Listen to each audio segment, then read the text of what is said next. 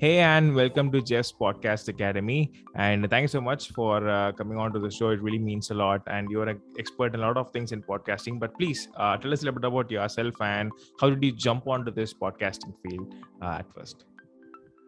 Yeah, thank you so much for having me, Jeffrey. It's great to be here. I'm super excited to be talking to you and your audience today. So about me, I am the founder of the Podcastbabes. The Podcastbabes is a podcast management and podcast monetization platform for mostly female podcasters. That is what we do. And I'll try to keep this short because it has been a journey, I can tell you that. Please but take your time. Take your time. I think we can sit here tomorrow. No. So I started my podcast journey about 2 years ago. And I started as a freelance podcast manager. I taught myself how to do all this using a course. It was actually a virtual assistant course, and one of the modules was about podcasting. And I've always been an avid listener of podcasts. Like, I was obsessed before that already.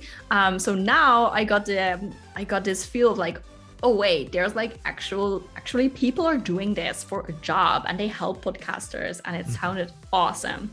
So I just jumped straight in, and it was not easy, like finding the first few clients, but then from there, it has slowly, very slowly evolved to what it is today.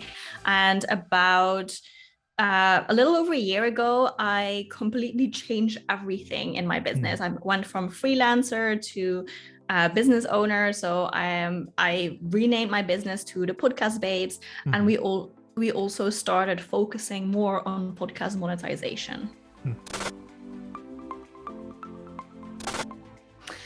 I don't know really how I came up with it. It was, I was working with a brand strategist to find out what I wanted to do, because my previous business name was really boring. It was called AC Podcast Services, and it was not really me. But also not really appealing to my audience. So I work a lot with really like mission-driven female podcasters. That is my ideal client and the clients that I have now. But before, that wasn't really who I was speaking to. So I decided to work with a brand strategist, and she said, you need to come up with a new name because it doesn't really fit. And I was like, okay, cool. I'm going to be thinking about a new name. And I thought about it for days.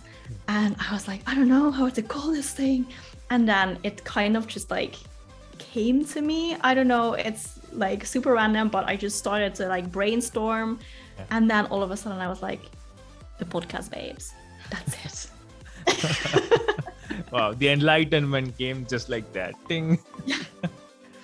It was so random. It was like this download that I got, like, wait, I call it the Podcastbabes. That's great. That's really great. I think it is basically what you call yourself. Like a virtual assistant generally does a bunch of different things. They just support the business owner where they need it. And maybe part of that is also podcast management, like uploading podcast episodes, writing show descriptions, or like anything they need. I decided really early on that I wanted to focus on podcasters, and I called myself a podcast manager. Because I didn't want to do all the other things. So kind of like to make that clear for potential clients, I was like, I'm not a virtual assistant, I'm a podcast manager. This is what I do. So like we all come up with these titles that we give ourselves, right? I mean, like you're in charge when it's your business or when you're a freelancer. So I would say that niching down worked really well for me. Because it was just really clear for people, like, okay, she's an expert in this particular field. This is what she knows a lot about. And I do find that that is important for clients. Like they would, it probably depends, but if someone is looking for a podcast manager or someone to handle their podcast, I feel like they would rather go for someone who calls themselves a podcast manager than a virtual assistant, because you just show them that you have this focus. And that is basically, if that's what they're looking for, then that is just really good for them. Yeah, it makes sense. And the reason why I asked is that virtual assistant, it kinds of people positioned it in a way where mostly virtual assistant come from Philippines or in a third world countries, where that's where they basically live in. But podcast manager is a fancy word. I mean, obviously it kind of gives you a little bit boost to the authority and everything. So that's one of the reasons why I asked. And I just want to mention something regarding the names that you mentioned, like how like AC podcasting to Podcastbabes, because I previously named my podcast as the Teen Whisperer Show. So as you can see, no relevancy between podcasting and the Teen Whisperer. So no relevancy is there. Some guy asked, like, do you do something different there? Is it creepy or something? That guy literally asked. So I was like, so yeah, that's when I realized, okay, it's time to needs do to something. change. Yeah, it's time to do something about it. So yeah, I think the name actually really means a lot. Mm-hmm. Yeah, so let's take one step back though. Like what I always tell my clients and podcasters in general as well is that it's very easy to have a podcast promotion strategy that is very short term, and short term would be social media, like posting on social media, hey guys, I have a new episode. That's a short-term strategy. And what I love about SEO and why I think it's very, very important is because it's a long-term strategy. You do this once for your new episode and it's working in the background. So I just wanted to mention that I think that is why this is really important. So like you said, having a blog on your website is really good, or can be really good for your SEO strategy. Because what you do when you have a blog that goes with your podcast is it's written content, and Google, they cannot listen to your episodes yet. I think this will probably change in the next few years because podcasts are getting so much bigger. But at the moment, they cannot listen to your podcast and understand what it's about. Mm-hmm. So you need to tell them. And Google picks that up through the words that you use, the keywords that you use. So if you have a blog post on your website with a title, and in the title there's keywords, what the episode is about, then Google knows, oh, hey, that's what this episode is about. Cool, now we know in what box this fits. If you have a photo with something related to this, and you also name the photo that way, then it's another tick that Google was like, okay, so this is the topic. Could be the same keyword, could be a similar keyword. So that's already 2 tips that I have, like have a good keyword optimized title, use it in the description of your photos, use it in the link, like in the slug of the episode. And there are like a million ways how, like, where you can put these keywords. Yeah. Another thing I want to say though is don't spam like Google. Don't try to hack Google, because Google is really, really smart. Like it's a little bit creepy how smart Google is. So you cannot hack the system anymore. Like that used to work a few years ago, but I believe that at the moment that's not possible anymore. So when you are doing all these SEO things, and I'm sure that there is a checklist that we can include, or like pointing at a resource. I also recorded an interview for my new season of the podcast with an SEO expert. It's not out yet, but keep an eye on the Podcastbabes podcast if you want to learn more.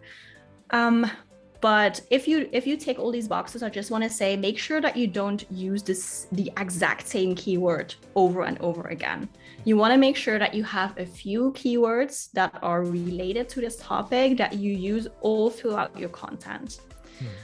So how we do this for clients and for my own podcast, we create a blog post with a catchy title with keywords. We make sure we use the keywords in the introduction.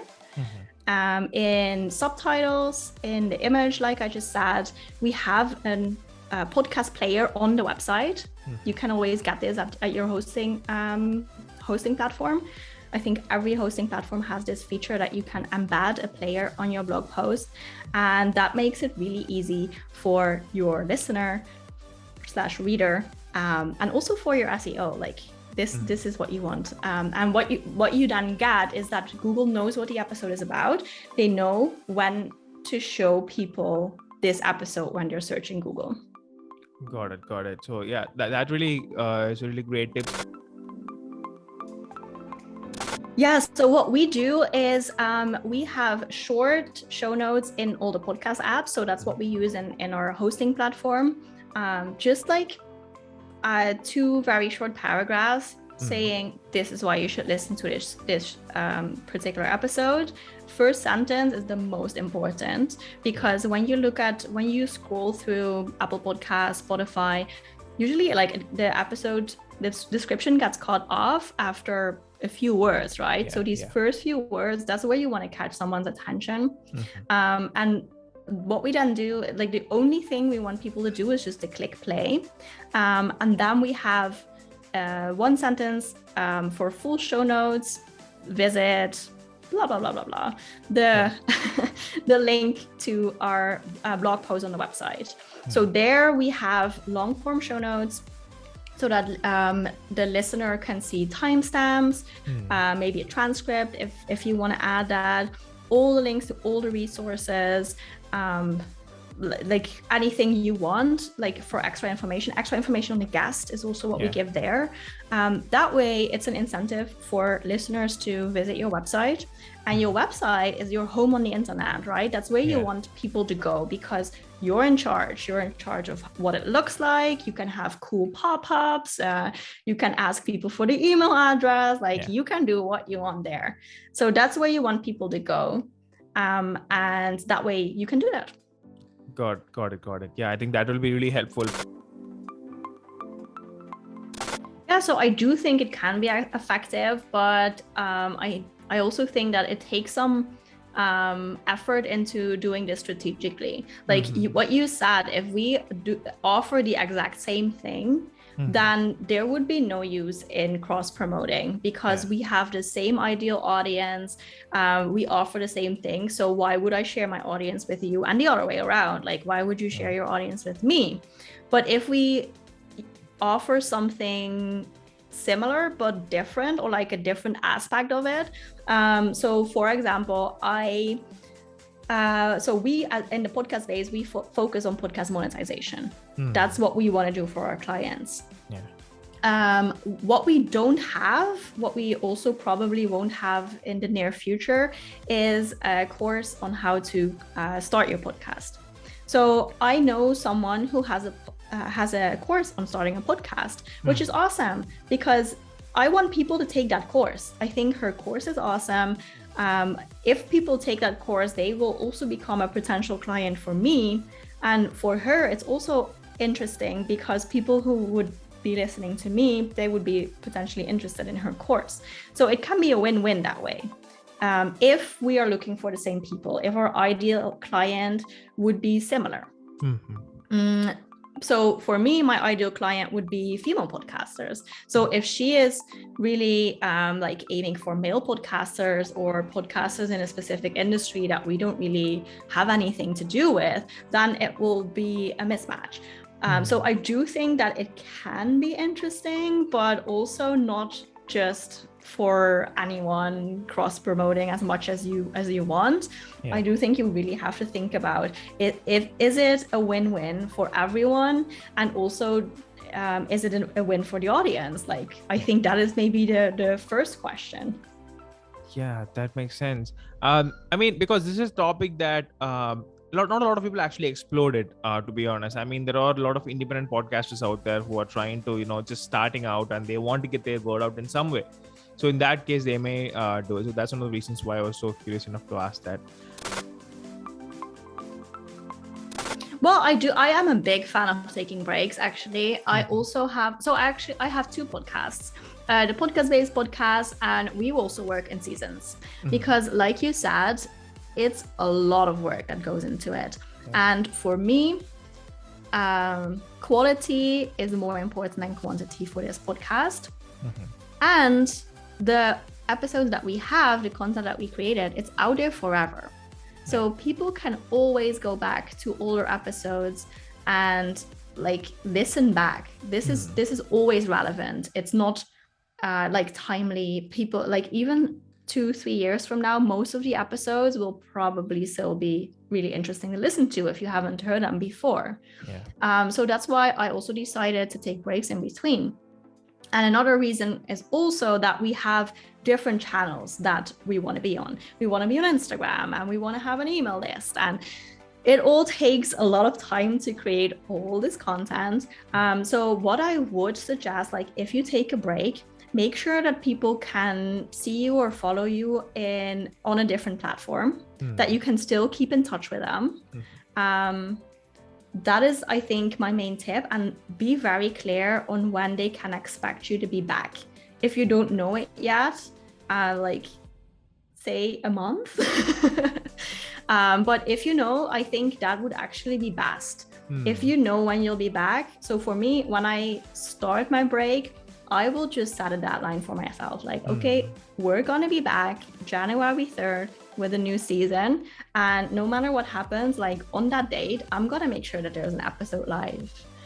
That way you show people that even though you're not there for a few weeks, you're still really serious about this podcast, and they can trust you, because when you say you will be there, you are actually going to be there.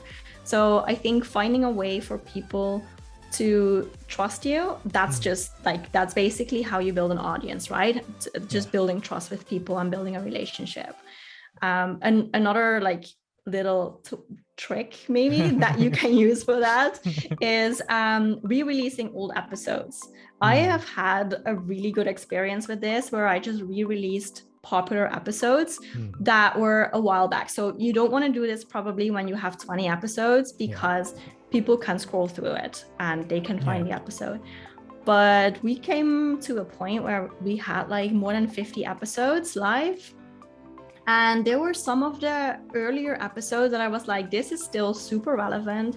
It's important content for us, but also for our audience. So you know what I'm going to do? I'm just going to record a new intro and a new outro.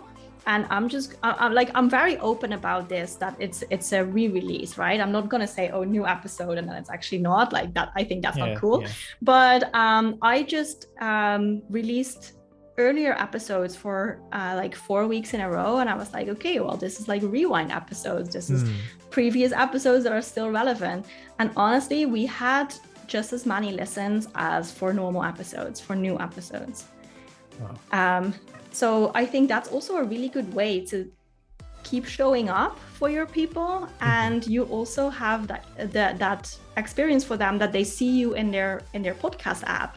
So they don't forget about you. They still have something to listen to. And of course, like the content was there. It was in the app, but no one's gonna scroll back that far.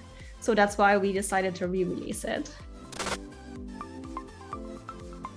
Like high level strategy. Okay, so what I think about paid ads to podcasts is that it's not always a good idea to do so. And the reason is, podcast downloads, it looks really cool when you have a lot of downloads, right? I mean, it looks like you're doing so well.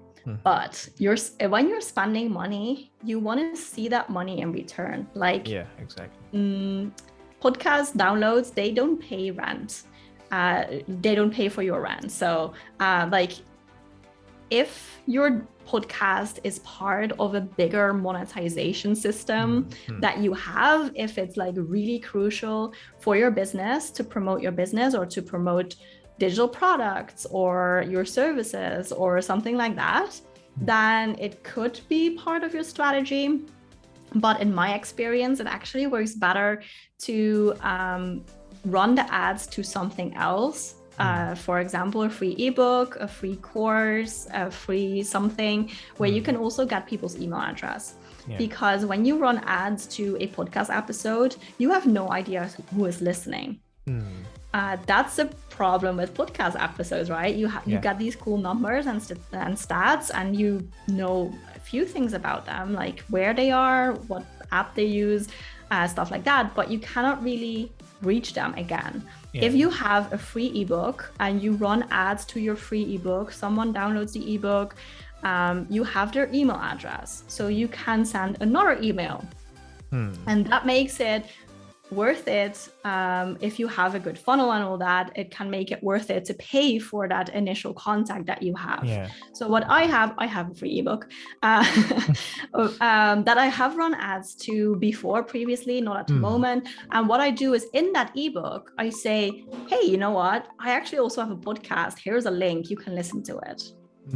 So that way you also get the downloads. Hopefully, like that's also a way to then like take that relationship further with that person. But I have not seen that many people successful with running ads to podcast episodes because it's just this one-time listen that you may or may not get. And it's just really difficult to then contact the same person.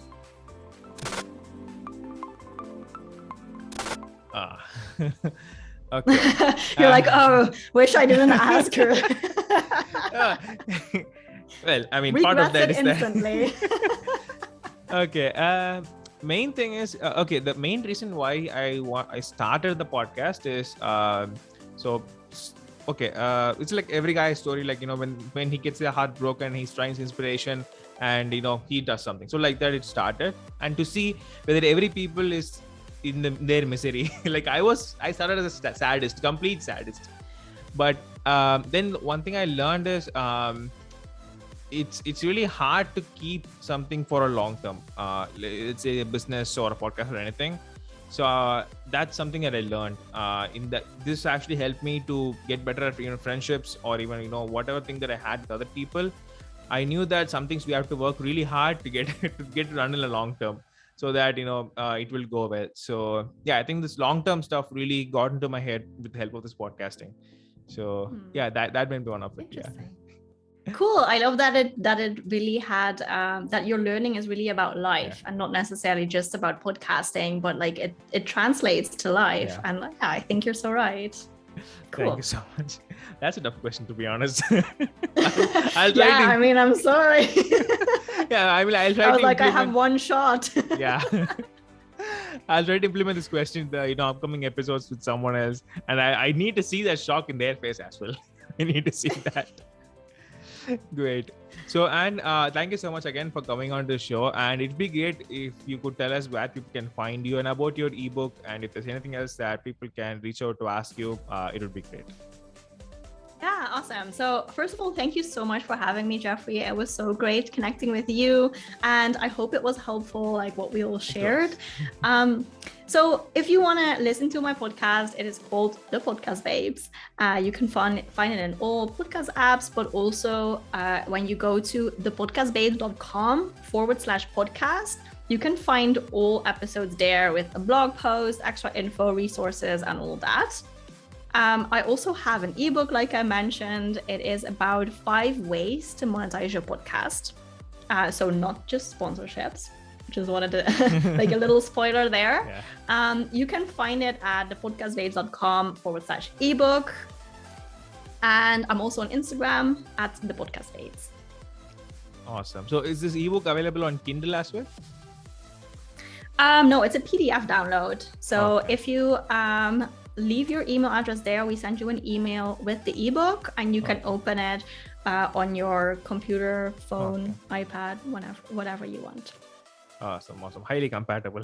Hey guys, thank you so much for watching this show. Now, before you exit, I just have a simple favor to ask. If you would like to hear from me regarding podcast strategies, like super specific, not the general ones, then I have given a link to the newsletter below, so you can just sign up for it. It won't be a weekly one. Don't worry, I won't spam you a lot. It will probably be twice a month or something, but it will be highly valuable and super specific, guys. PS, super specific. If you have any questions or feedback, you can contact me on Instagram at Podcast for Podcasters or just Podcast Academy, or you can just mail me at jeffrey@jbdigitally.com, or you can contact with me on LinkedIn, Jeffrey Bhupati J. Well, cheers people. Have a great day.